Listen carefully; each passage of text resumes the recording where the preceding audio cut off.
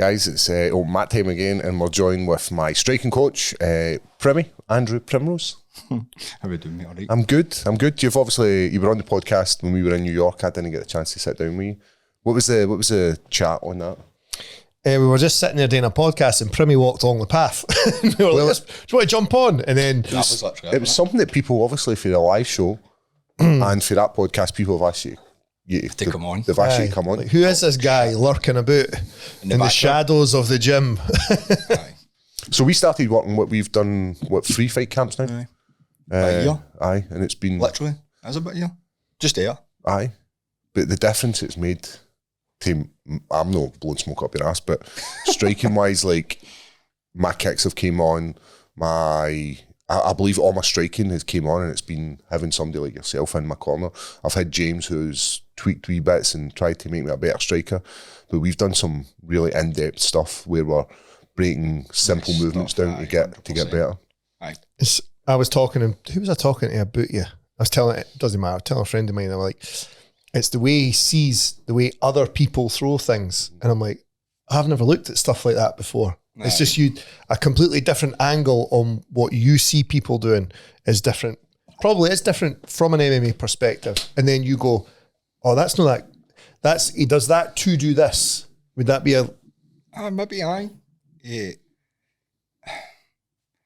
So I know. So basically, what you're trying to say is the way I see them throw punches is in a certain way, and then they're doing that to do something. Aye, it's different from how we see it. Definitely, because everybody throws things in certain ways to do something in it. Like you don't just throw like a right horn as a straight; you can throw it as a hook. Blah blah blah. It's also what we're talking about with Bo Nick on it. That's what you're related. That's what I was leading into. So you were saying Bo Nick, he always does this to do this. Yeah, and he always throws a big overhand left. He doesn't throw a straight overhand left, doesn't he? And we were trying to counter that with the elbow. Aye, it was close. I know. Twice. But that's it, it's close.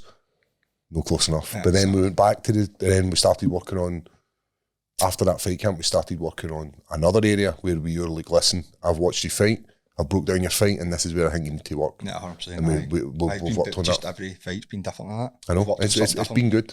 It's been good to get to our next point. But what dragged you to Thai boxing, kickboxing? Originally? Aye. I started it when I was going back, man, 7 or something.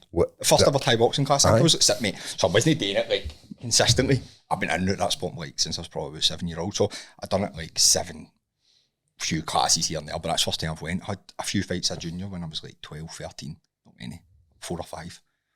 And then fell away for it again. And then went back to it when I was 16, fell away for it again. And then properly went back to it when I was 18 and had my first fight as an adult at 19. And then was hard at it for 4 years, probably. And then just been in with it since again, mate. Do you know what I mean? Mm-hmm. Done that my full life, mate. So as soon as I'm either all in or all out. So see even back when I used to fight, I was the worst guy in the world, mate, because I'd like go in the gym, fight, train for 3 month fight, and disappear for 2. I've never been able to find a happy medium. Now that way, like people can just go to the gym like during the week and go like, I'm going to just go to the gym and lift weights 4 times a week.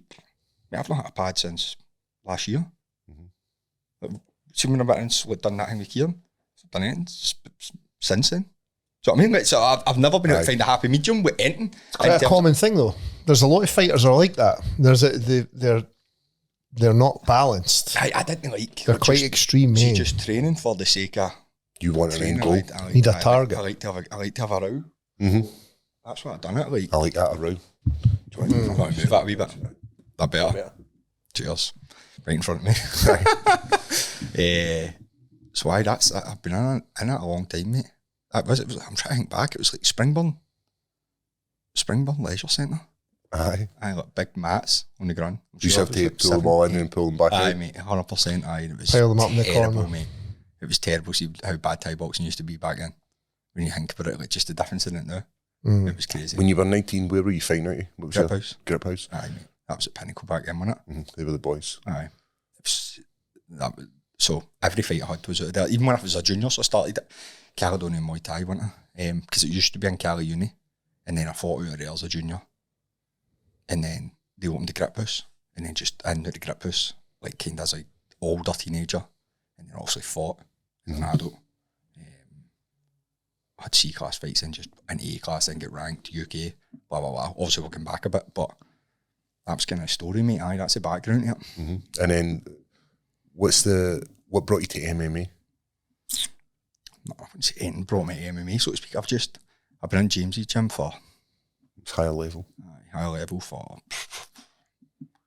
6 years, 7 years. I always used to go train at James's like once a week when I was still fighting, like at a decent level. So like going back to like 2014, we're going back now, not I mean like fights aren't exactly relevant in this day and age, but I still went there like once a week to get a session in.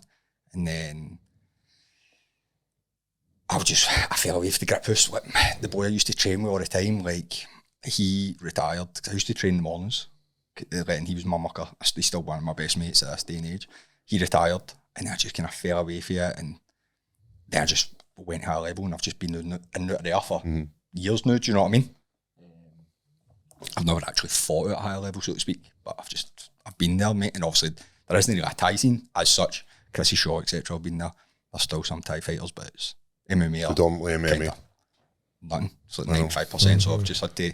Is it something you would have? Would you get into MMA? Would you get into it more?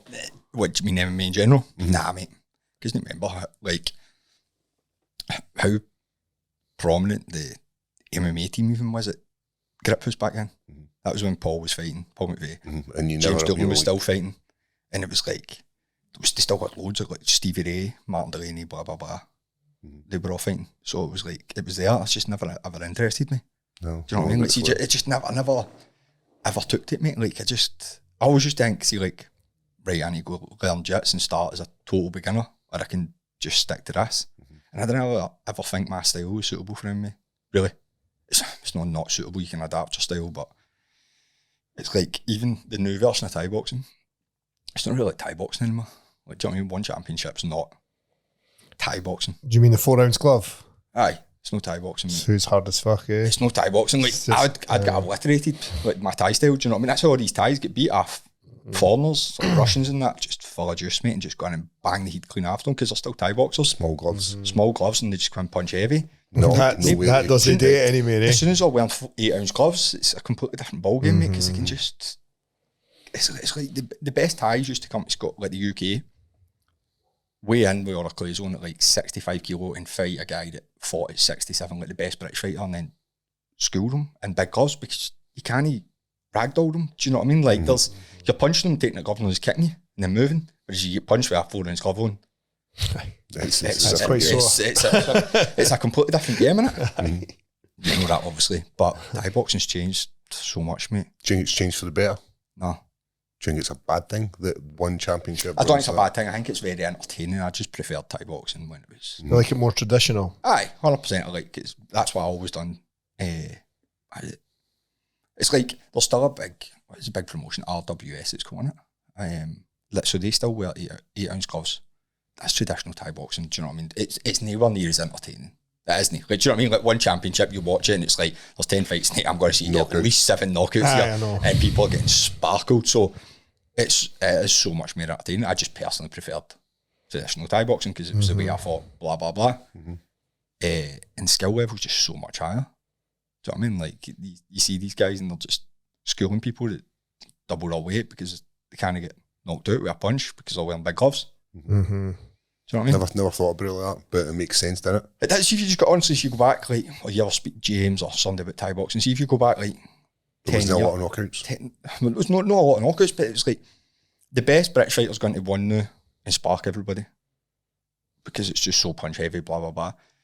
The best British fighters used to fight Thais, and the Thais would come out here and fight. The Thais would be fighting 2 weights above their weight class, so they'd fight in Thailand at 61 kilo. They'd come out here and fight at 66 kilo against the best British fighter at 66 kilo and get schooled. Do you know what I mean? Because they couldn't land, they couldn't get near, they couldn't kick them, and they couldn't. And you'll get bigger protection with the gloves. They kind of get the punches don't land the same. Do you know what I mean? Whereas now, it doesn't matter. You're just waiting. You're a sitting duck waiting to get hit with a 4 ounce glove on. Thai strikers are so much purer punchers than MMA fighters. You do see a lot of these. I watch one that's on a Friday afternoon. My son loves it. Eh? He loves the 4 ounce glove Thai. It is brilliant. It's so entertaining. It's just a different sport. Aye, it's not Thai boxing. There is a lot of heat doing and slugging, and it just like flip a coin. One of them's going to hit the other one soon enough, and they're going to go down. And that is kind of what happens for me. I know what you mean. Sometimes I do. Sometimes I like watching that. Sometimes you do want to see a boy get knocked out, but then sometimes you're like, imagine training your guts out, mate, for 3 months to go in there and get clipped in the first 20 seconds. There's none of the Thais really changed their style. No, head they've not adapted that at all. They just body kick under it, and then the punch, the boy will just end up taking the body kick to land a punch, whereas before the punch in the Ayrton's glove wasn't doing it. Mm-hmm. So I mean, also I still had people to knock people out, but it's not the same. No. I was speaking to Nico, was that 2 weeks ago we were in, and he was telling us about the whole weight cutting the scenario, how they had to piss in. So they've got to be hydrated. So they've got to pass a hydration test, and they've got to make weight. Do you know how to do it though? No. So obviously this isn't how Nico does it. This is just how some fighters do it. Right? It's a trade secret, isn't it? Like, so what Thais aren't like, don't come across them as clever, do they? Like, they always struggle with making the old weight and that. Do you know what I mean? And so all the foreigners go in, they drink a litre of water in the morning, hod the piss in their bladder, right? So they have an extra kilo of weight to cut. So they wake up in the morning 4 kilo overweight, drink a litre of water, they're now 5 kilo overweight, but that piss is in their bladder. Pure hydrated, it's pure water. Then cut 5 kilo, and then they go do their piss test at the way in, and they pass it. I had no idea there was a... That's how they get around it. So for people who don't know, they have to, so as well as making weight, they have to have a hydration test, and their urine has to be in within a certain range for them to qualify to fight. Aye. And if they don't make that, then they will have to... They have to put weight on until they pass. Yep, they have to rehydrate themselves to the point where they pass the hydration test, but then they're overweight. But they might be overweight. Yep. And you can... They lose their belt and all that. So I had no idea. Whereas quite a lot of sports says you make the weight. Yep, and that's you. And that's you. No. So I had no idea. Nico was filming it. I was like, wow, that's incredible. That's all get around.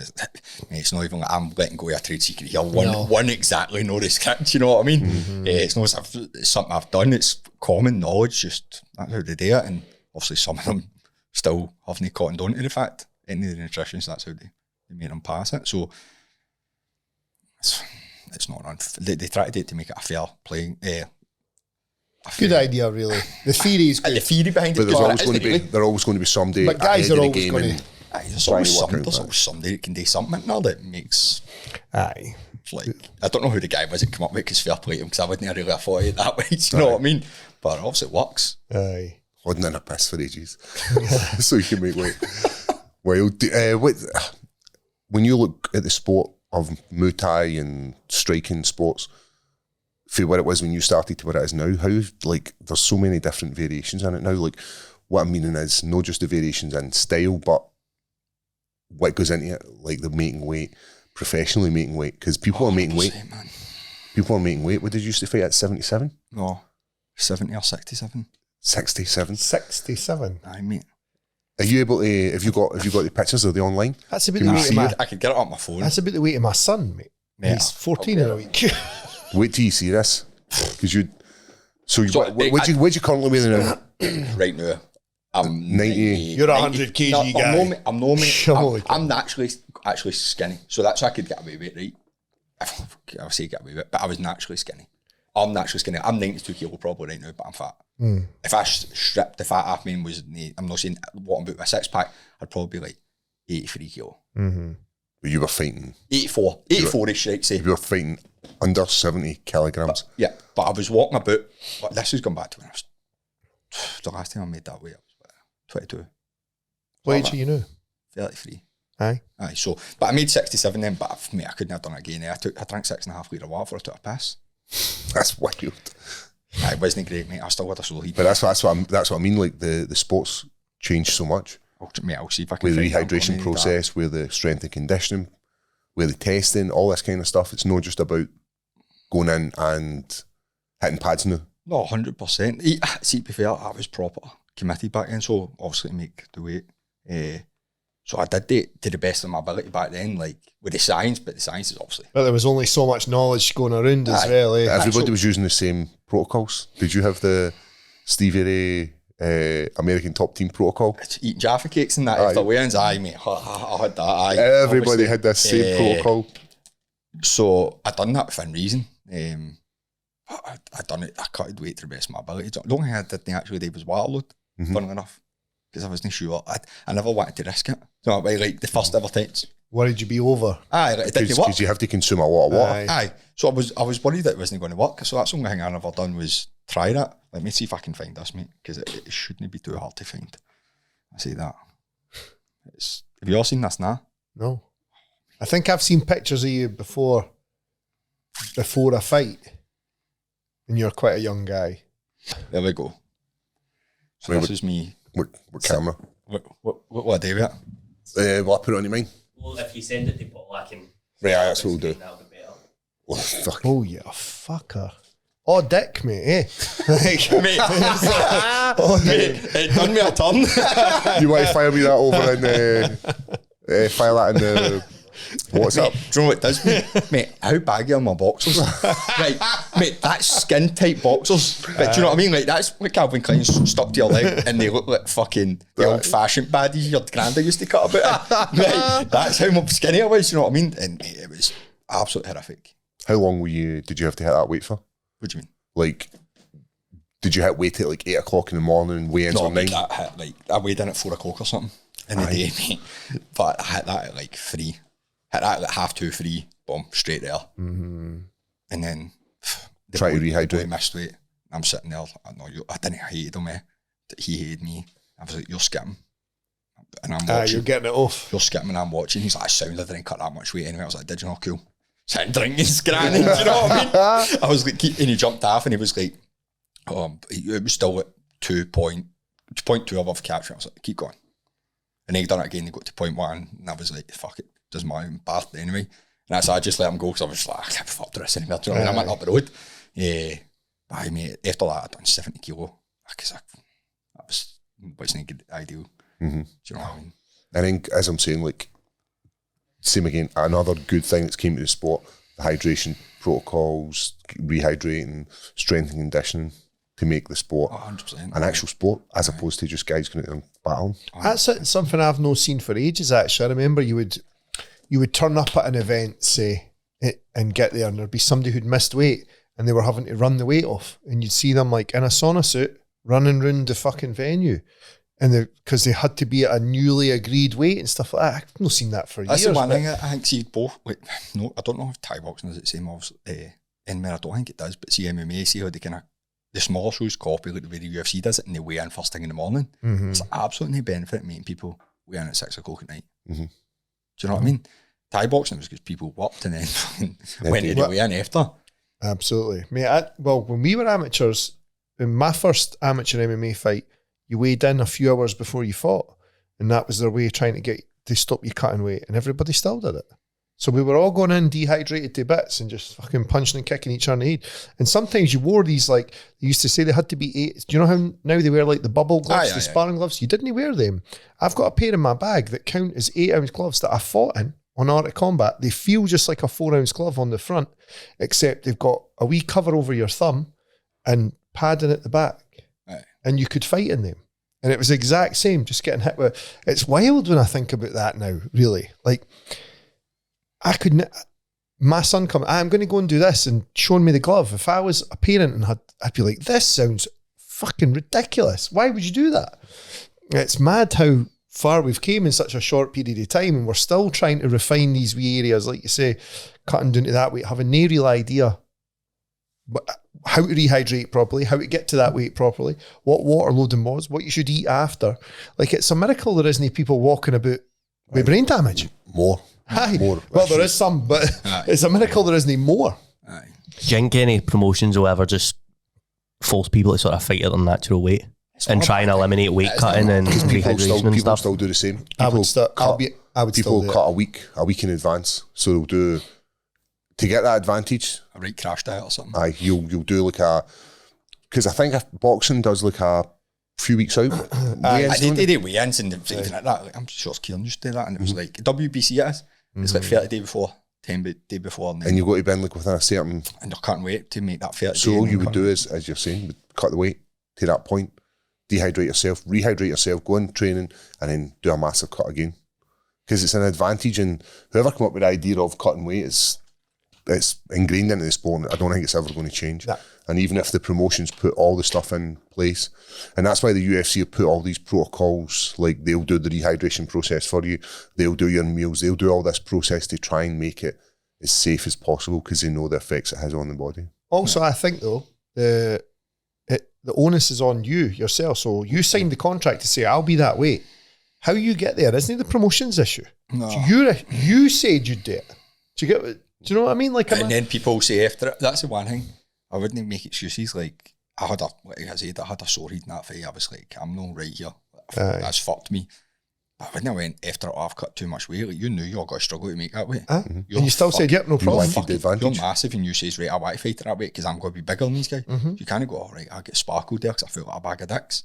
Do you know what I mean? Like, you cut the weight, move up weight.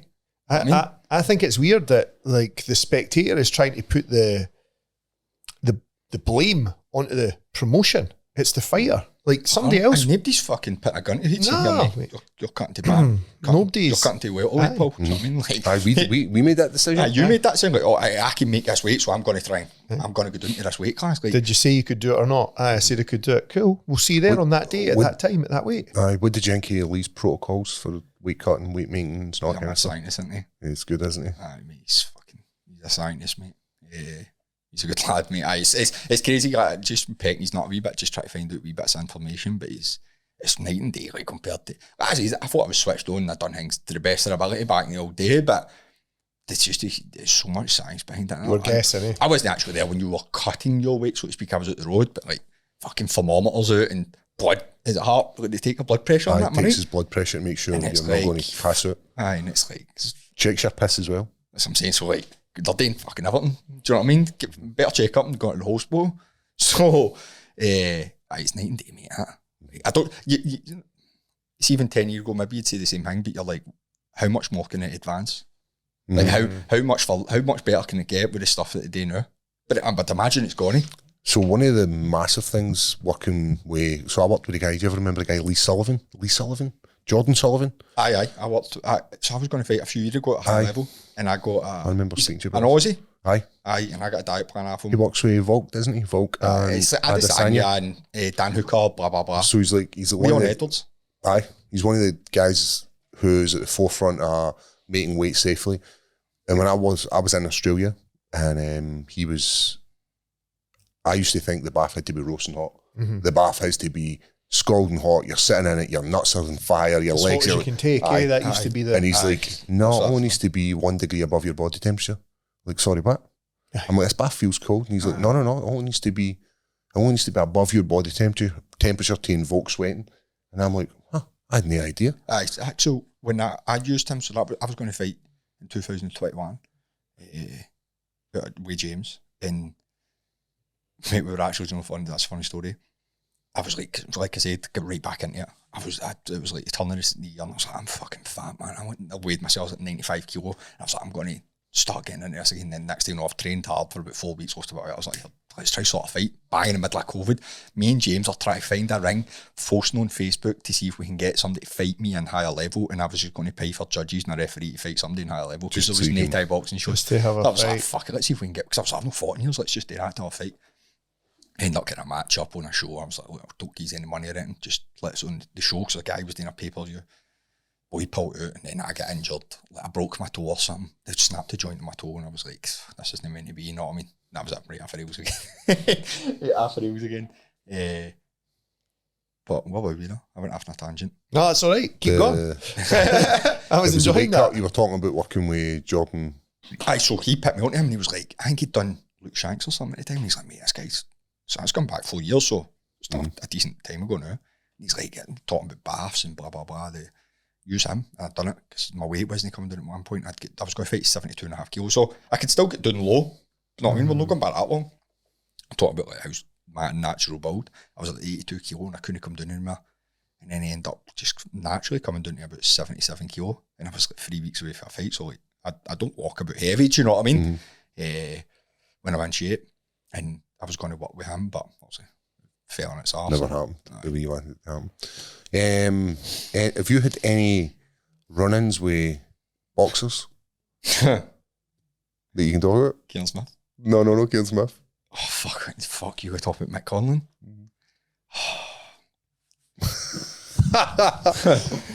If you don't want to talk about it, is I think it's a funny story. Talk about it, mate. I think it's fucking hilarious. Those fucking cunts are gonna think I'm wrong, Ian. Do you know the full story? We're about to. Right, go for it. Listen, I think it's hilarious. This guy's quite a high profile guy. Mate, I've been buttered right, mad with it. And obviously he's fucking one of the people, it's like I sit very farly on the blue side of the fence, do you know what I mean? I knew this was going to go in this direction. And he's walking out the IRA songs and that, and people are fucking singing literally just openly IRAs, posting about Sinn Féin and that. And I was mad with it. I've posted on his page, hope you take a career ending each joint. Mate, I thought fuck all yet, know what I mean? Like, yeah, fuck, really? Mate, next thing you know, I'm at Kieran Smith's fight, right? Mate, I'm gone, mate, about a year and a half later, Kieran Smith phones me next day, I'm rough as fuck, lying in my bed. He's like, have you checked Twitter? I'm like, no, he's like, mate, go on and check Twitter. I go on and my Twitter is red hot, man. I've got like 50 DMs of people getting after nut, like death threats and that. He's fucking screenshotted the post and took a photo of me on the telly and posted, I see you, cunt, right? I've replied to one person, but my account's I've been locked. They've all reported posts and that I've said, blah, blah, blah. And that was pretty much the end of it. I was like, fuck. I wasn't fucking shite myself, fuck him. You know what I mean? But that's how the story came about. So. And then what about him getting knocked out? Oh, that was fucking brilliant, mate. Me and Kieran ended up falling out of it, man. I was mad with it again, mate. And he's getting knocked out, sparkled after. Is that the 12th round? Aye, mate. That fight, aye. Sparked badly, mate. I'm on Twitter again. He was hurt, actually. He was actually hurt. Fucking yes. You message him saying, I see you. But mate, that's the story, aye. Yeah. I don't know if it's one for daylight because fucking cunts are going to go after head.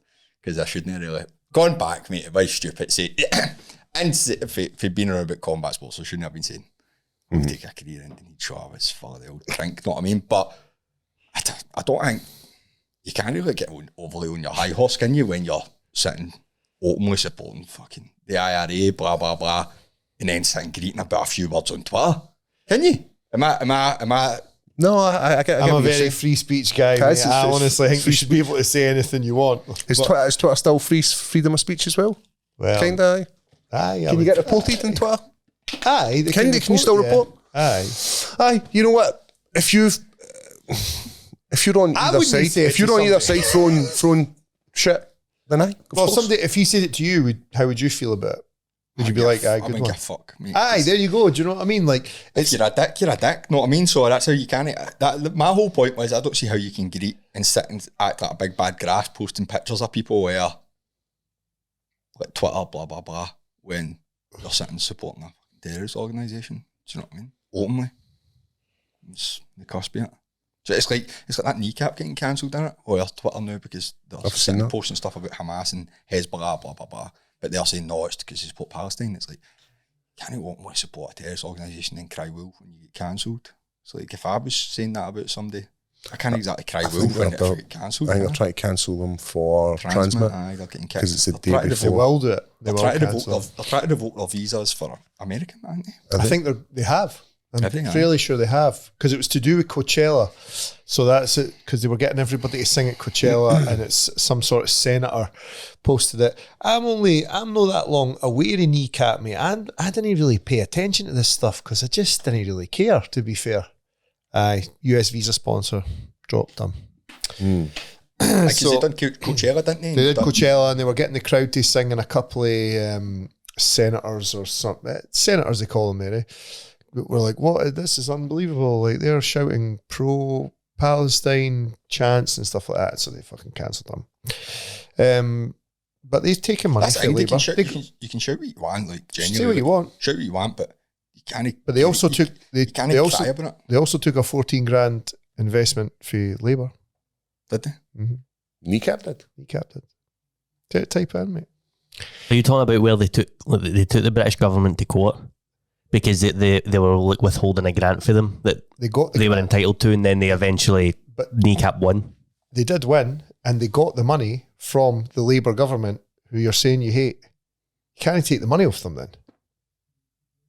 Come on, if you want to say there and say any political party are scumbags and we hate them, you can't then take their money. You go, thanks for the offer, but I'm not wanting it. Fuck yous. I think they did give it all away though. I do think they did do that. I'm not saying. I'm just saying.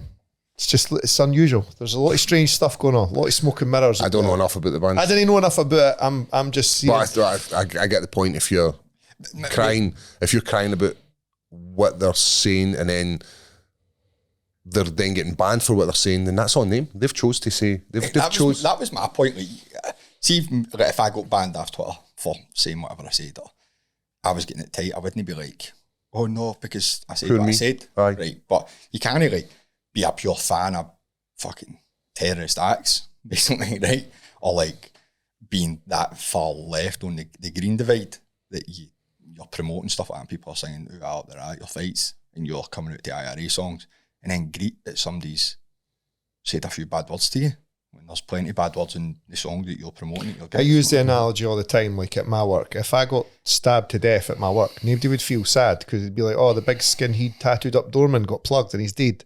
Nobody feel bad for you, because you've been here forever being fucking bad to everyone else. Aye. So it's up to you, like, people are getting a bit soft again, aren't they? You did tell us the world was changing back. I thought it was. I hear my son talking to his friends on the social media and on the headphones, and everybody's a fucking on gay the retard line all the time, and like that's what you hear, you fucking homo retard and stuff like that. And I'm like, who are you talking to, Lewis? And he's like, oh, it's my mate Zach. I'm like, all right, cool. I called parties back in the day. Were the mean streets, weren't they? And now they've gone back that way. I hear them and it's like, you fucking, all words I didn't even use. And I'm like, but he's saying it to his friends, so what's the problem? Aye. I've not got an issue with it. You can call your pals that if you want, if that's in your social circuit. But don't come, because I've heard how you're talking to them. Don't come running telling me if one of them says something you don't like, because you fucking say it. Aye, so exactly. That's what I'm at with it. Aye, you're right. But that's quite a high profile guy to, I don't know, mate. to dig you up in front of everybody, really. Aye, mate. That's how much, like I said, I woke up in the morning, I looked, and you have no idea the amount of notifications I had in that, mate. Do you know what I mean? Because it's like, see if you're on either side of that divide, everybody's radical and hardcore, isn't they? Mm-hmm. Like, it's no like one side's with you and the other side's totally against you. And it's like you're just getting bombarded, and then I get banned, and I replied to somebody, and then I get banned because I don't know if it was in the works because people had reported the post and that, but you're just like, your DMs are just death threats, and then that was it. I was like, for fuck's sake, but that was good. You live and you learn. It was like when Bungard used to lose, there was obviously one side of the... When he wins, some of the comments are awful. One side they're all like, you're fucking beauty, you're lost, and then the other side's like, oh, hard luck, and then it's the other way when he wins. It's not Glasgow West, it's really Glasgow, and it's like, doesn't matter. So, like, he's coming out, he's wearing green shorts, is that right? Fuck him. Yeah. Do you know what I mean? He could be fighting anybody for it, or else he's wearing blue shorts. It's just the way. There is a massive divide. Mate, how many questions do we get? There'll be a guaranteed question. What team do you used to support? Like, mate, I support Hearts, but I couldn't name one play. I'm so out of touch with football. People, I'm like, fucking what? Was it your fat jambo? Fat jambo cunt. That's fat a common one. Cunt. Ginger jambo cunt. Shooter jambo cunt. Come on, boys. Mate, it's like you still get people, it doesn't matter who it is, with like small companies and that, they'll only take people on. Your name's O'Neill, they're getting a CV, bin. You know what I mean? O'Patrick, bin. Right. Yes. It happens, mate. It happens both ways. So, that was the story, mate. It's come back. Honestly, it's come back about 7 years. So, if you see him, you're going to do him, is that what you're saying? I may have a chance. His chin's fucked, innit? So, he's been on the end of a couple of bad ones now, isn't he? Aye, mate, he fucking has. He'll no doubt listen to this and fucking repost it on his fucking Twitter. That'll kick it back in. Aye, mate, that'll be me, mate. Fucking cunt shooting up my mans with pitchforks. Waiting for me. So, that was the story, mate. But I done quite a lot of daft shit back in the day, do you know what I mean? Stuff like that. Yeah. But you learn for it. That's like one of the sayings I like is to build and wise. First, you must be young and stupid. You learn from your mistakes, don't you? Exactly. And if you do the same thing and you keep doing it, then there's a good chance you end up in jail. I think these things are essential, really. I think you're supposed to go about doing this stuff. Like, of course, pushing the boundaries. Aye, of course, you give young Scottish men a platform where you can just type anything you want and post 100%. it and tag the person. What fucking? It's gone far better than really we could have hoped. It should have really went much worse. Aye. You know what I mean? I get loads of that. You must get it as well. I get it for the Jew. I get like anti-Semitic shit sent to me. By me. I get that. I obviously get it for Protestant and Catholic. I get it. There's a whole host of things because I've never come in. I mean, you're quite lucky. People say to me like, "Team Paul support," but I mean, mate, like, what teams he support? Mate, he dominates everything, right? Aye. Am I going to like him? Don't care. Mate, I remember I'm that going to group make chat, my decision when you were fighting in Brazil, and I was like, blah, blah, blah. What teams he support? Tell you if I'm going to support him or not. That was like, what teams he supports, so I know if I'm going to support him. His name's Paul. Unbelievable. We had... But everybody's like, he's Bungar's pal. Aye. Must be a Tim. But I was like, but that's not the case. I don't even think at this point I knew, and I was like, he's fucking Airdrie, but so I don't know, man. What many Tim's in Airdrie? And then that was so aye, you're right. It's literally people. It's west of Scotland, and it's sort of that divide. And as I said, when you lose, one half's going to be happy, the other half's going to be sad, and then the other way about, when you win, it's still going to be half the fucking country's going to be sad. What a weird old bunch, yeah. We are indeed. What if see with regards to MMA, have you noticed something within the sport where you're like, a good striker could do this within the sport? What I mean is specific, like MMA guys do something all the time. Because right now we're seeing like a calf kick kind of exploding and it's putting people in the back. Have you seen something as a fan watching, being like, why is nobody doing X, Y, or Z? Because I think you're leading on to what we talked about at Cage Warriors. We saw two constant attacks at Cage Warriors. For grappling wise, it was body locks, and for striking, it was calf kicks. And it was like overwhelming. Just about every fight was either calf kick attacks, and in the grappling, body lock takedowns. And I was like, why is it so overwhelmingly? The calf kick thing worked, didn't it? Clearly, because MMA fighters don't really check kicks. I think the reason they can't check kicks as well because their base is so wide. It's like, you know, talk about it all the time. Thai boxers, their base is so much more narrow, and it's because they're always lighting their left leg because they'll just block kicks. See, as soon as a few kicks get checked in MMA, or see if you watch UFC and a kick gets checked, they make a big deal about it in commentary. Oh, he's checked that kick, that'll hurt. And it's like you're watching Thai boxing, old school Thai boxing, just body kicking for days, leg kicking, checking kicks, blah, blah, blah. So I think that's how calf kicks work so well, but obviously having a narrow stance in MMA is not really... It's for the doing easier and stuff in it. Doing easier. I think one thing that we've spoke about, I think elbows can work so much better now in MMA than is currently.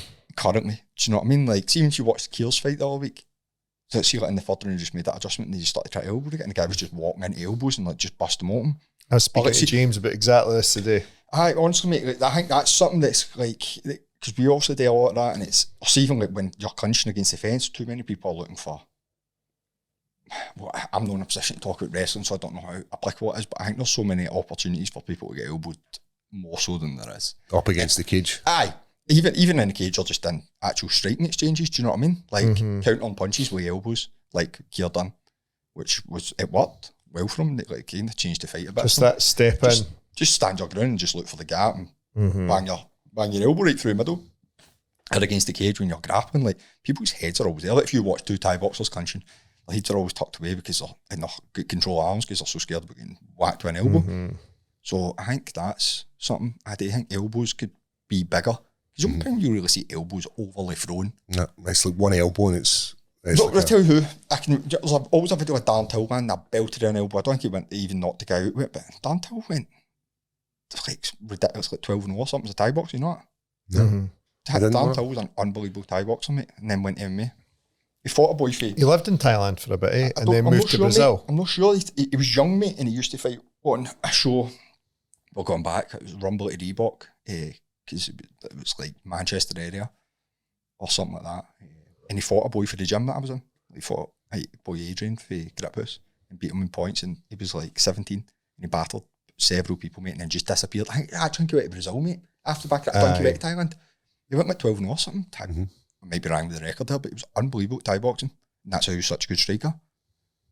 And then one of the things that Nico would say is MMA guys don't kick properly. No, I don't know. The level, see, like the high level strikers in MMA. Do you know? I think it's like funny how like when they've done kickboxing, for instance, Pereira, they go in and just clean up because the high level strikers in MMA aren't as good as like the best level, probably Thai boxers, strikers. Like, see if you get the best 66 kilo Thai boxer or best 70 kilo, like in one, and you put them with the best UFC striker at their weight, who's going to win the striking contest? They're just so much crisper, mate. But it should be that way then, shouldn't it? Aye. It should be the guy who does nothing but Thai should. 100% aye, but I think the one thing they are not that good at is kicking. Definitely. Like kicking's underutilised in them, mate. Because there's so people are so much scared of getting the leg caught and get took down. Aye. Yeah, So I'm we scared went of back. I'm scared of breaking my leg, eh? Oh, blocking a kick. Because like 90% of times it's happened in MMA, it's been It's a kicker usually breaks a leg. with their left leg. So it's somebody southpaw throwing, has had their leg broken. It's like 95% of the times. And so I'm like, What really happens when you kick low button, it gets blocked. aye, Kick high, kick body kicks, blah, blah, blah. you'll be all right. That's the thing with calf kicking. Kicking your and then when I was kicking a shin. And it's such a small target. It's such a small target and it's usually a planted leg. So that's how you break your leg. Aye. Kick higher, kick body. I think it is underutilised. We've spoken about that for ages. Obviously, 2 calf kicks in the right spot are going to hurt more. So I can see why they do it. It's And then horrific. it slows the opponent down as well, doesn't it? It does It's that- 100%, mate. It does 100%. But there is stuff that I think like MMA fighters are kind of stuck in their way with the fact that it's like we'll punch and we'll calf kick. There's not really overly much else, is there? Like how many of them still kick the actual thigh? You don't see it much, do you? No. you Like don't. volley, like right. I know a good old fashioned Jose Aldo, hoof to the thigh. Doesn't really happen much. Does anything still do it, your man Barbosa? He's got a like, best left body kick in MMA, man. So he was actually talking about the broken leg situation, and they were like, "Oh, you know, worried after seeing the leg breaks." He's like, "I didn't care." He's like, "I'm going to keep doing it forever. Just jab, low kick," and that was what he said. I can't even remember who it was broke their leg, and he was on the same card. And he went, "Oh, what do you think of that?" He went, "Don't think anything of it. I'm not changing what I'm doing." And he's just like, jab, crash, jab, crash. You know, no stop, eh? I think that's another reason why Prates is doing so well in the UFC, innit? Because he's just went a turn, pinged everybody, because he's had like 70 odd Thai fights and he looks like an absolute demon because he's just getting much better striking than Who he's going up against? I think as well he knows that like he's probably going to KO you, obviously with the exception of the weekend, but he knows if he gets you that back against the cage position, just going to smash you up until like there's I seen a statistic about him. He's knocked down every single person he's fought before that fight there, then let them back up and went on to KO them. That's quite mental, eh? Like he's just... It was weird watching it.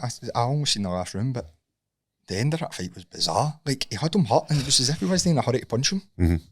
What's going on? I thought it was to do with the old lungs. We're just injured, just tired, sorry.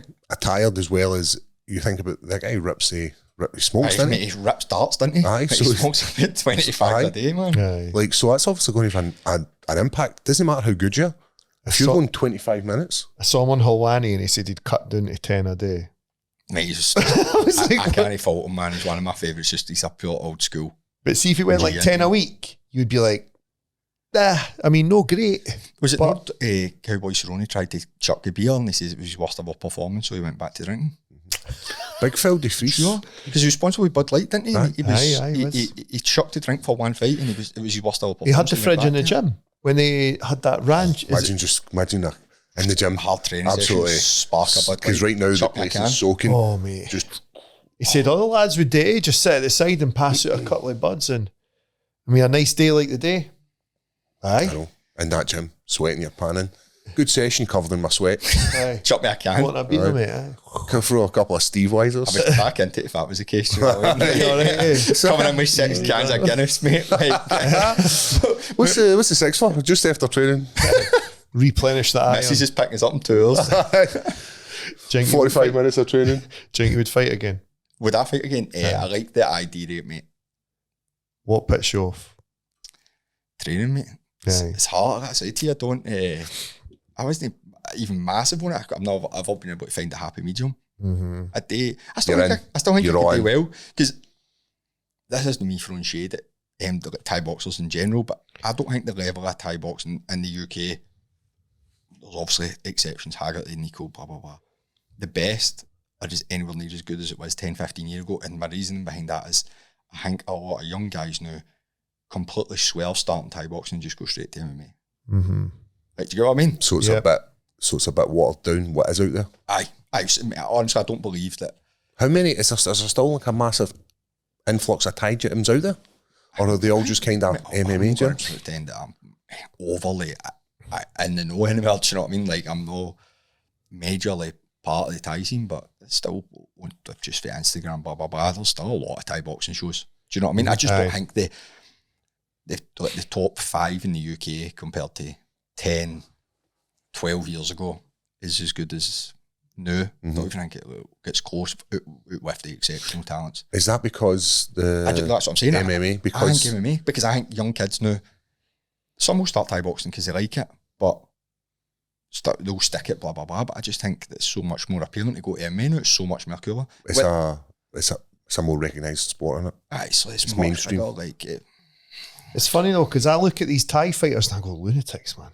That sport looks mental. 100%, mate. I was just like, why? Like my son, he's like me now, like, Jangaku, no. I'm just not having him getting punched and kicked in the head. Just look at the best Thai boxing in the world's records. And it's like the Thais, they've got 30 losses.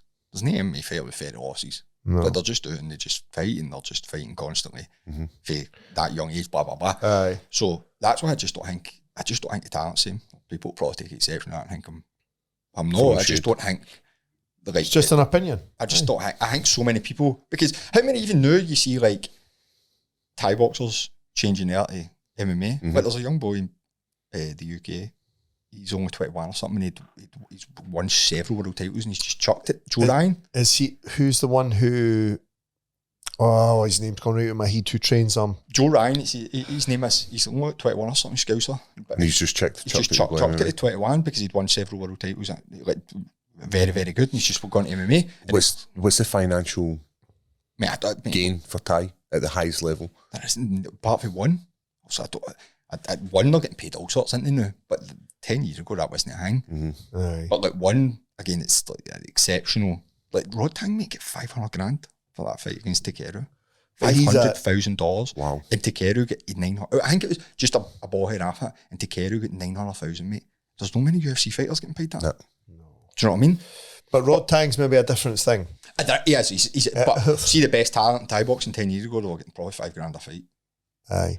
Do you know what I mean? The generational Thai, like the best ever Thai was Boku. I don't know how much exactly. I'm guessing here, but they're only getting $500,000, mate. Know what I mean? Even if they were getting $20,000, that was probably seen as heavy dough. But you're getting $500,000, mate. There's obviously a clear pathway for UFC as well. 100%. You get a couple of fights here, you go to Cage Warriors, you go for Cage Warriors, you go to Dana White's, and then you start earning money. Exactly. It's like it's cool to be an MMA fighter. I think Thai boxing, if one keeps going, but it'll do well. But again, it's brutal as well. I guess out towards Thailand, Asian that market is massive. Whereas over on the western side, it's predominantly mixed martial arts. One's trying to kick into it, isn't it? Well, I've seen a stat today, one championship actually generate the majority of social media interaction. With just because of how big Asia is? Aye, because of how big Asia is. It isn't actually the UFC. I thought it was UFC's social media generated the most clicks. It's not, it's one. And that's for their MMA, their Thai. I had no idea. See, obviously, there's not as much money in Asia as there is in. Of course. So see if one could charge the same amount of money as UFC charge for the events that are on every single week. Well, UFC are charging big bucks for like shitty tickets. Mate, crazy money. Mate, I went to Conor McGregor's first, I think I said that in that live show, Conor McGregor's first ever fight in New York. I mean, that was like first ever New York fight as well, so it was like a heavy, huge event. When you think back to it, the card was ridiculous. Mate, and I was up in heavens, mate, and my seats were, mate, we were going back 2016. By the way, and they were £600 all money. That's wild. That's wild. I know. Mate, like, So, like, what? I watched the cage, but a lot of you are watching the screen. The screen, because... Do you know what I mean? Because it's like, if you're wrestling or that, like, you're too far away. So, I've come back 9 years, mate. That's wild. So, see if like, they could charge that in Thailand, but they can't, obviously. Because they've not got that they money. Would make... What was it like walking out in New York? Mate, as a fan, being there? It's surreal, mate. Do you know what I mean? Like I said that, like, it was just... you don't really appreciate it at the time because you're just trying to look about and you're like, you're also a bit, you're nervous, you're about to fight. You're just nervous because you know you're walking out at the UFC and your phone's red hot in your pocket, pals like, oh, come on, I can see you on the telly.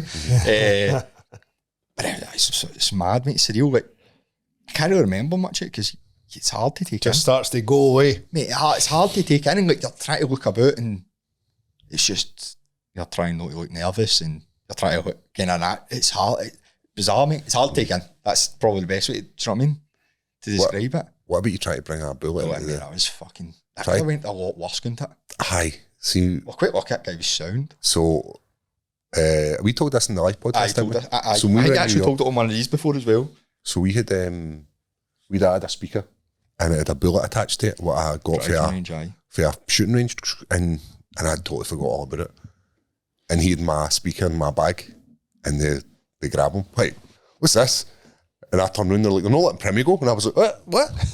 And it's like, there's a bullet. And I was like, just bin it. And the guy's like, right, cool. But that could have went fucking sideways for you. I know, mate. It was... a night in the jail. Night in the FBI jail. Secret Service, they fuck about it. I don't know if you ever took it in, but did you ever see the guys? So, obviously, the full place was lined out with the Secret Service, as in the guys with the suits, and then they had the ones with the vests on it, said Secret Service on it. Did you ever see them? You were literally about to walk out. The guys that sat just behind the curtains. The guy inside the curtain with the full fucking... There was 6 of them, mate, and it was like something called... Like, mate, they were sitting just... Night vision goggles full tactical rig out, like, army gear, big fuck off guns. So did we say this in the live show as well about the wee drone that was coming round? Was it a drone? I said that. So the drone would come round and just go like, stop in front of you, next person, and it's obviously like getting everyone, all the way around the whole night. And that it didn't come round at the start of the night. It was the whole night, just round, and be like, oh, there it is again, all the way. It was so surreal. The whole thing is, like you're saying there though, surreal, mate. Like, I think for guys like us, it's very surreal because what have we? There's probably no fight, maybe with the exception like John Jones or somebody has a standard to compare that to. But for it, just like your average kind of person, that's well, we are all normal guys. This is it. It was. There was one of the lads in the change room said something the other night. It was it last night. One day we're in change. He was like, it's amazing. You get this, and this at the UFC, and it's like, and you just sort of went, aye, that's good, eh? Because what he was saying was so far fetched. Because he obviously believes everybody is Conor McGregor, eh? But the reality for normal men in the UFC, you're not making, like you say, you're not making millions and millions of pounds for these fights. You're still a normal man at the UFC. Like there's guys in the UFC with a job. There's plenty of guys still. We're normal working class guys going to these events and being like, fucking hell. We've not got anything to compare that to because we don't have anybody. We've not had people before face Scotland competing on shows like this. This is a first for any sports people for this, other than footballers. Here's one for you. This is completely off topic, right? But me and my pals talk about this a bit. Usually, especially you being a bouncer. What do you think the average human that just walks the street, male, the percentage-wise they think they can fight to their ability? So, like, do you think they can fight 400% better than they can? So 4 times the fighter they actually are. I'm sure it's something like 100 times better. 100 times better. No, I don't know. There's no statistic, but what do you think it is? I've seen it, and I've seen fat guys I think they can dust me. Aye, mate. Like, it's like no, I'm an MMA fighter, just being ball. There's not a man alive that thinks they can. There's nobody they can beat in a fight. Yeah, I know. You're absolutely right. Everybody's like, I could beat him. I'd love to know what the actual scientific number is. We speak about this. I was saying it to Danny Gray the day. I'll get a grip of them by the wrist and I go, my man, please don't do this. Just calm down and you can just go away. And if they keep going, I just stay the old. And just fucking pet through them. Craig, you ever been in a fight? Nah. No, I don't think you would have been in a fight. You're too nice a guy. I don't mean you're too nice a guy. I'm not saying we're scumbags. We are. But like, I don't imagine you put yourself in that situation. Whereas I do believe that if we're in a situation and it's come to it, there's a good chance that we're putting ourselves in a situation to get a fight, am I right? All 3 years are definitely, who the fuck are you bad when I was talking to younger. people? Bad when I was Right. younger. What the fuck do you say? See, And man, then it's like, 21, mate. There was a period I went through like, in the tune, just do it every weekend. And it was like something like out Thursday, Saturday, and it was like 7 weeks, every single night in the trot, boom, boom, boom, boom, boom, fighting.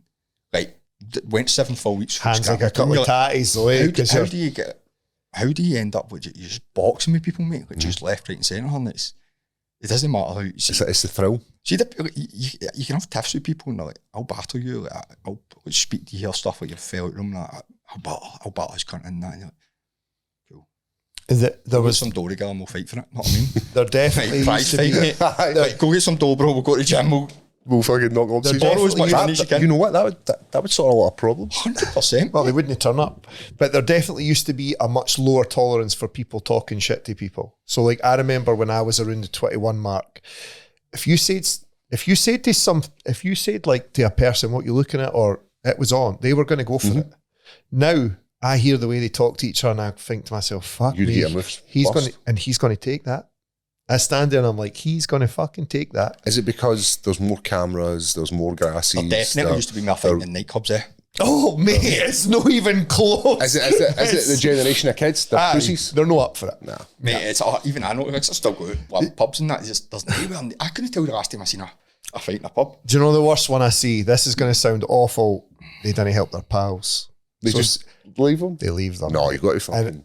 Even you get in a fight in a nightclub, I'll be in there. I was at the bar. I didn't know you were fighting. The cunts get glass hanging out his coupons. You know what I mean? I'll see them sometimes gone at it, and you'll get them, and the pals are just standing looking down, and they don't know what to do. Eh? And I'm like, he's not going to. His mate's just getting his head booted. He's no help, and we have to. Right, boys, that'll do. Like we're all done now. Eh? Go down now. Do you used to work in Glasgow? No. Aye, I worked at Yates's for years. Do you know what pub? Do you remember the dance called Sugar Cube? Aye. Yes, of course. Was that your hunt for fucking Dustin? Aye, mate. So 7-0. 77 and I 0. used to eat bouncers at tight, man. Do you know what I mean? It was like, take my trousers off and I'll fucking kick you in the head. Do you know what I mean? Like, let's give that a dickhead, man. My jeans are too tight. I'll take these off and fucking rub the bird in your kisser. Yeah, I remember we'd been boxing with somebody. I'd actually took a solo ban like weeks before or something. And then we were in there and there was like, honestly, 20 of them, these boys. But they were in with the bouncers and that. A lot of people used to do boys this. It was an R&B night, right? So they were in with the bouncers. I was only with like one of my close pals, but there was a group of us. And I was like, this is going to go off. By the way, we physically can't leave here without boxing with them. If somebody goes to the toilet, another person goes to the toilet, another person, next time you know, there's 3 years. And I'm like, fuck, we need to leave. But it was a tunnel, and you had to walk past it to get out. And I was like, we can't share, so we'll just walk past them and see how things go. Mate, walking past this bit, just stop walking on, and it's like, the bouncers are standing with them, literally looking at us. And I'm like, we're fucked. I was like, just stand for a second, see if anything happens. Nothing. Move. I was like, fucking hell, we've got away with one here, because I was like, we'll fight with them, but we're going to get a cunt kicked in. There's fucking too many. This fucking black boy fucking charges forward, mate. And that was it, mate. Somebody drink his horn, keys in the horn, bang, do him in the eye. Do you know what I mean? It's like that.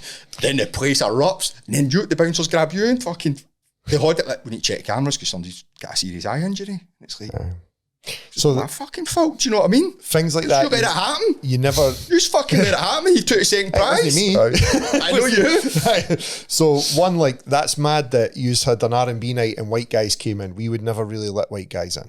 So they would come up and you go, all right, lads, this is maybe not a night for you. And they go, what do you mean? It was just, that was a place to be back then. So it was wherever the birds are. Right? Everybody was there. Do you know what I mean? You never really see people get hit with glasses anymore. You never see anybody get. Are they all plastic? They're all plastic, but they don't hit them off each other anyway. And a very common one you used to get was people would chuck a drink over you, then attack you.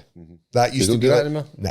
That used to be the move. £6 a drink. That used to be the move, by the way. I used to get hit with a bottle of Grey Goose, Or, mate, just that. See, just flip missiles, man. See, just bottle of Grey Goose can fly through there, mate. Fucking right. Fly through there. Mate, I got hit with a pool ball once. It's the worst thing I've ever had. A do you know pool ball hit something? me in the back, and I was like, "Oh my god, what was that?" Do you remember Sports Cafe in Surreal Street? Aye, It was mate. all the pool I just walked up the road with it. Bro. Boys were scrapping there one night, and I seen a boy that with a pool cue, bang, right up a boy's nose. Oh, Like my God. Like the end you hit, mate, right up his beak, mate.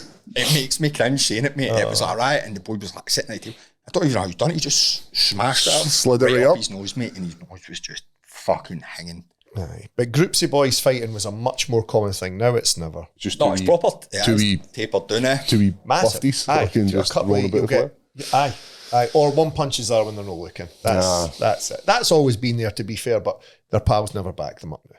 No. Never. And if it's against a doorman, they like as if they can't even see it. It's fucking wild. I'd never let somebody attack my pal. Ever, even if they were 100% wrong, mate. If me and you are out and you're being a complete dick and the doorman set about you, I'm still going for it. Oh, I'm not letting you get attacked by them, mate. It's fucking me and you out together. You don't get. You just don't see massive fights anymore. Even gang fighting, that's done it. Aye, for sure. Is it? Aye. Do we boys not jump about the streets battling? No, with not to the extent Well- you used to, man. Do you see, remember you see all the young team mentions, you don't see them anymore. No. You don't see, see when you're just going back to pubs, you just don't see, you might see the odd guy getting heated or something, but no day. My son had to play the card a few weeks ago. Like he had to do the old listen. What do you say? My dad will come up here. So it was like older boys trying to get them off the pitches, and they all play saying this in the podcast. Aye. Brilliant. Oh, did I tell the story? Aye. Dad, you definitely Aye. told me it. I told you it, and he did the old like, listen, my dad will come up here. 2 minutes, he'll be in the fucking car, and he'll be straight here, and he'll smash you. He's like that, and they're like, aye, do you think so? He's like, nay bother. Just start getting the phone out, and then one of the boys went on Instagram and was like, I know that is him. Don't just leave him. But Hilarious. he's got the right to play that card, eh? Fuck it. He does, mate. Fucking he does. But aye, we guys have changed a lot, and that's probably also we guys like you needed Thai boxing. 100%, mate. I mean, 'Cause I've camped there. So when you're looking over that story, I was like, I don't know, I can be asked for the fucking half, so it's got to come off the back of this. It's so what, eh? I've quieted down, you know what I mean? We'll just cut it. Yeah, we'll cut it. You maybe leave some in. Beat the name. We'll do something for you. Mate, it's just, I'm 98. That's one thing I don't know. It's getting See, older as talking well. about fighting as well. But actual Thai boxing, by the way. I mean, somebody was talking about this at weekend. They're like, do you think you could? No weekend, sorry. We were out a few weeks ago, and somebody had said to me, "Do you think you still fight again?" I was like, "I still fight, but I don't have the same hatred I used to have for people." Like, I remember I was after a weigh-in once. I went to Nando's later on at night, and a boy who was fighting on the card was having dinner with the guy who was fighting, and I was like, You wanted to dust both of them. I was like, "What the fuck are you doing?" Aye. He was from my team, and I was like, "What are you doing?" He's like, he was older. I was like, "We're just having something to eat, but we'll be fighting tomorrow." And I was like, "You all right?" Like, I was offended for him. Do you know what I mean? I was like, "What are you doing?" I had proper hatred. I used to, mate, Tribal though, eh? mate. I used to actually get embarrassed for people before they could beat me. So see, when people accepted fights, I was insulted. I was like, "How do you think you're going to beat me? Like, in what world are you going to beat me?" Like, and I was insulted that you'd accepted the fight. That was the way my mind had worked. I was like, "How the fuck do you think you're going to beat me here?" But I think that's quite normal. Or I don't think that's normal for normal people that I don't don't fight think it. I don't know if I'd have the same mindset anymore. Do you know what I mean? Because I'm just not as angry. But I've then tapered down surely as older. you're smarter, you're more calculated, 100%. all these 100%, but I'm still love a terror. I'd be fine, but Aye. I don't have the same 100%. Like, there's a big show in Glasgow. Is it the POF one? POS? that's one every year. It's big enough. Is it not a big? Are they not doing a big one this year? not big enough for you. Is it next year? bro? Mate, me and Kieran could have sell out Cage Warriors, couldn't we? Me and Kieran. Aye. Mate, do you know how many people message me asking for tickets for that? I shit you not, and Kieran, because do you know how many people text me saying, "Mate, can I get tickets for This is Kieran Smith, used to our good pals. That's He's pals. trained many Actually. years, and the higher level was running a inter club. So other teams will come along and fight, and used to were like a special bout. It was like, who's going to win? MMA, he's Thai boxer, but he's a boxer. You actually went to go for an armbar, and he had a guillotine at one point, and he was squeezing like fuck. But guillotine's a fucking wrestling move. You've been able to do a guillotine since you're in high school, get a guy in a fucking sleeper hold and just ragdoll him. I've won my guillotine. So have you actually? I beat Carol Moore. Aye. But it was fun. But people actually wanted to watch it. I mean, honestly, people It's wild, text us isn't it? like, "Can you give me tickets for that?" Soon they'll share stuff on Instagram. People like, "What are these tickets? Where is this? I'll come watch." I'm like, "I don't know, I have my fucking pal." That's when all the pilots were happening in Cage Wars. Like, "Kieran, fucking tell me what $5,000 each, mate. We'll party place to the rafters." You know what I mean? It was. I was excited for it. I remember coming here. I Yeah, fucking was used it.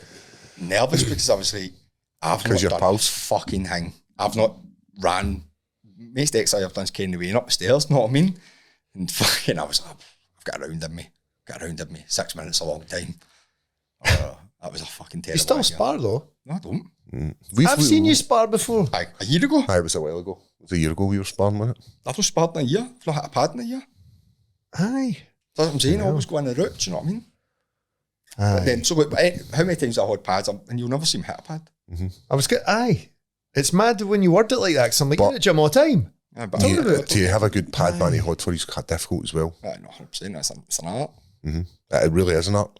You do need the right I do people, try and come better at it. I don't, it's hard to say if I'm a better fighter, because I think I was definitely one of the, now you always see here boys growing up now, he could have played football. He didn't fuck it.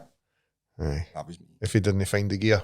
That was me. But I'm not saying you did Aye, that. but I'm you know, just, similar, if I didn't find a party and fall in the attack, I could definitely have went the distance. Pushed a wee bit harder.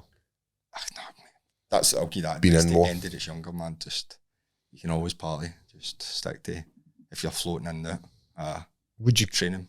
Would you coach more than you? Because you obviously do. You're doing PTs now? I did bits and bobs PTs here and there. Could you see yourself, like, I'm talking like actively coaching, like a James type figure? Aye, I do, mate. I do enjoy it. Well, you do. I do. That's what you do, mate. I do enjoy it, mate. I do enjoy it. Do you know what I mean? And then you're still passing on. I don't overly like teaching the public. Do you get what I mean? So you want to the money. I'm always wanting to, mate, see if I can get my teeth into a fight, and I watch somebody like you're going on about and go, right, he's doing this. Aye. And I'm like, right, we could do this and we could beat this. We'll just clash it together. Like, I like doing that.